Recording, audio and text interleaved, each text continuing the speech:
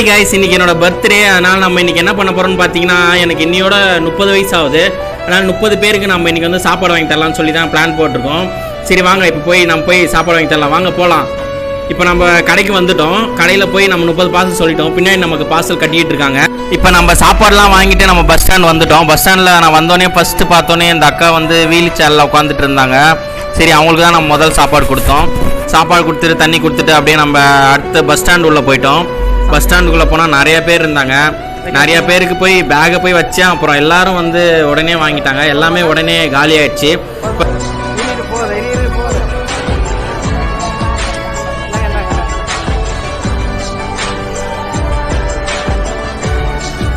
இப்போ கடைசியாக ஒரே ஒரு சாப்பாடு மட்டும் இருந்தது. சரி, இந்த ஒரு சாப்பாடு என்ன பண்ணலான்னு நினச்சேன்.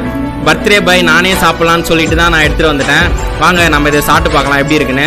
எல்லாருக்கும் கொடுத்த சாப்பாடு நம்ம சாப்பிட்டு பார்த்தா தானே தெரியும் எப்படி இருக்குன்னு சொல்லி தான் நான் சாப்பிட்லான்னு சொல்லி எதையும் பிரித்து சாப்பிட்லான்னு போனேன். உண்மையிலேயே சாப்பாடு சூப்பராக இருக்குங்க. நல்லா நீங்களும் உங்கள் பர்த்டேக்கு இல்லை உங்களால் முடிஞ்ச அப்போ என்றைக்குனா ஏழைங்களுக்கு சாப்பாடு வாங்கித்தாங்க. நான் இன்றைக்கி என் பர்த்டே அதுவுமா ஏழைங்களுக்கு சாப்பாடு வாங்கிட்டு வந்தேன். எனக்கு ரொம்ப நிம்மதியாக இருக்குது, ரொம்ப ஹாப்பியாக இருக்கேன். இன்றைக்கி என் பர்த்டே ரொம்ப ஹாப்பியாக இருக்குது. இன்னொரு வீடியோவில் பார்க்கலாம். Tata bye bye, see you. மறக்காம நம்ம சேனலை சப்ஸ்கிரைப் பண்ணிடுங்க.